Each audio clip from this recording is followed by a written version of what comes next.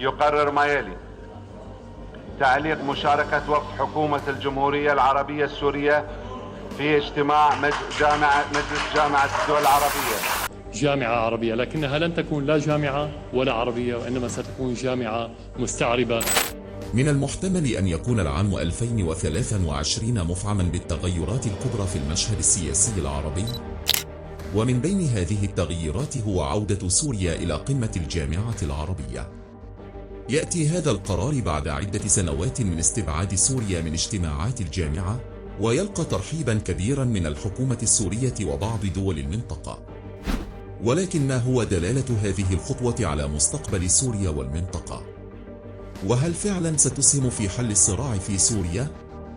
في هذا الفيديو سنستكشف أسباب عودة سوريا إلى قمة الجامعة العربية، وسوف نحلل عواقبها على المستقبل. الخطوات المتبادلة بين دمشق وبعض الدول العربية في محاولة لتلافي تداعيات الحرب السورية التي انطلقت عام 2011، مع التأمل في أن يؤدي هذا التقارب إلى نتائج إيجابية، منها إعادة سوريا كلاعب رئيسي في المنطقة، والمساهمة في تعزيز التضامن العربي في ظل واقع تغيرات عالمية. هبطت طائرة وزير الخارجية السوري فيصل المقداد في عواصم عديدة من الدول العربية خلال الفترة الماضية، وتضمن ذلك دولا مثل السعودية وتونس والجزائر، لإظهار التوحيد في نيتهم لإعادة تأسيس العلاقات بشكل إضافي حتى يمكن خدمة المصالح العربية بشكل كامل. بالإضافة إلى ذلك، كانت زيارة وزير الخارجية السعودي فيصل بن فرحان لدمشق والاجتماع مع رئيس سوريا بشار الأسد شكلا من أشكال هذه التطورات. وقد صرح عبد الحميد توفيق، كاتب وباحث سياسي، أن مصالح أغلب الدول العربية تستوجب التحرك، لذا تأتي هذه التطورات المشجعة في وقت مناسب توفر عدة عوامل مواتية لإحياء العلاقات بين سوريا ودول عربية أخرى. ومن هذه العوامل تأتي أولا افتتاح الإمارات سفارتها في دمشق، حيث فتح هذا الأمر بابا للخطوات المستقبلية. كما يأتي في المركز الثاني زلزال سوريا، الذي قدم فرصة لإعادة إصلاح وتحسن العلاقات مع دول غيرها في المنطقة. بخصوص المسائل المتعلقة بالسلام، فإنه من المهم إدراك أنه في هذا المجال يجب أن يكون كلاوا من التزاما وإمهالا العلاقات بين دمشق ودول الجوار، ولكن هذه النقاط لن تكون على حساب المصالح الوطنية والسيادة السورية. ما أشار إلى أن هذه المقاربات كانت مستمرة من قبل، وهي تستند إلى التعاون والتفاهم المشترك، وليست جديدة على دمشق. يتمثل في الإمكانات التجارية والفرص الاستثمارية التي يمكن أن تفتح أبوابها. أما البعد الثاني فهو سياسي، يعبر عن رغبة السوريين في اندماج بلادهم مع دول المنطقة وتحقيق علاقات أفضل وأكثر استقرارا مع جيرانهم. لذلك تتحمل كافة الأطراف المسؤولية في ظل هذه التوترات لإعادة بناء سوريا كدولة دستورية ديمقراطية مستقلة. الفقرة الأولى تتعلق باثنين من الهدفين. الأول هو الهدف الاقتصادي، والذي يسعى إلى تخفيف العقوبات التي فرضت على سوريا. والهدف الثاني هو الهدف السياسي، والذي يتمثل في إنهاء حالة التجزؤ داخل سوريا، وبذلك دعم سوريا لتخفيف عبء العقوبات المفروضة عليها. هذا كل ما جاء في هذا التصريح. إلى الصيف الماضي، حيث كان هناك توافق بين بعض الدول العربية على دعم سوريا في عودتها إلى الجامعة العربية، وبالتالي فإن دعوة سوريا لحضور قمة عربية مثل هذه يمكن أن تكون محطة جديدة في تحسين العلاقات بين سوريا ودول أخرى في المنطقة. ومع ذلك فإن زيارة رسمية إلى سوريا لديها آمال منخفضة نظرا لأن اجتماعا عربيا بهذه المستوى يحتم التوافق. الذهاب إلى سوريا فإن ذلك يأتي نتيجة لعدة أسباب.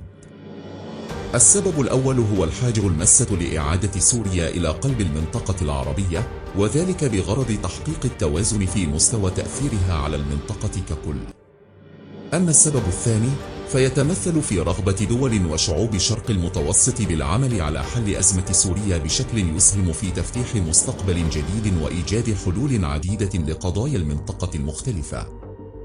من جهته، يثير هذا الموضوع اهتماما كبيرا ضمن بعض أصحاب التصريحات الرسمية والإعلامية. قدمت سوريا مجموعة من التنازلات للعودة إلى محيطها العربي، وتقوم التسويات والمصالحات في المنطقة على قاعدة التسامح بين جميع الأطراف بدون فائز أو خاسر، مع احتياج جميع الأطراف إلى دفع هذه التسويات إلى الأمام. زاد ذلك تخيل استئثار بعض دول المنطقة بالإبقاء على تحفظاتها حول عودة سوريا إلى الجامعة. قاله العمري عن تغير سياسات دول داعمة لسوريا بسبب العديد من الأسباب، فتلك الدول ربما تبدل موقفها تجاه الملف السوري. هناك العديد من المسائل التي أصبحت في يد الحكومة السورية، مثل ملف الأمن ومحاربة الإرهاب وإعادة أعمار سوريا، وقد يؤدي كل ما قاله إلى نتائج وأثر على المستقبل. في الوقت الحالي يتم مناقشة الدخل السوري بشكل كبير في المنطقة العربية. وفقا لخبير في العلاقات الدولية، فإن الوضع معقد ومرهون بالعديد من المسائل، فإن عودة سوريا إلى حضن المجتمع العربي ستسهم في تسريع عملية التسوية، إلا وأن هذا لن يحل أزمة سوريا بشكل فوري حالا بسبب تأثير دول أخرى مثل تركيا والولايات المتحدة. يجب على سوريا كسر هذا الحصار. الموضوع الاقتصادي هنا يثير سؤالا هاما، وهو ما إذا كان سيحدث تحسن في العلاقات الاقتصادية مع سوريا، ويعتمد ذلك على قدرة دول المنطقة على كسر الحصار، بالإضافة إلى استمرار أمريكا في فرض قانون قيصر. لكن بالتأكيد ستكون هناك نتائج إيجابية نظرا للثقل الكبير للسعودية في المنطقة والتأثير السياسي المحتمل من خلال تشجيع التغييرات السياسية. أثر أمني وعسكري يتحقق عند الضغط على تركيا من خلال إظهار أن سوريا ليست بمفردها في المواجهة.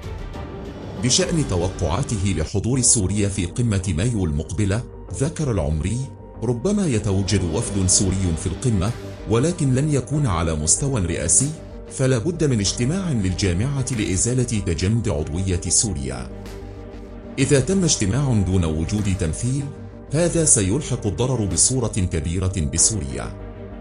أعتقد كمواطن سوري أن بلادي ستشارك في الحوارات المقررة، وستكون القمة فرصة لإعادة إدماج سوريا قادما في المستقبل. نصل إلى نهاية هذه الزيارة، حيث يتم الحديث عن عودة سوريا إلى قمة الجامعة العربية. نحن نأمل أن تكونوا قد استمتعتم بمشاهدة هذا الفيديو واستفادتم منه، ونحن نتطلع دائما لسماع ملاحظاتكم وتعليقاتكم حول فيديوهاتنا. شكرا لكم.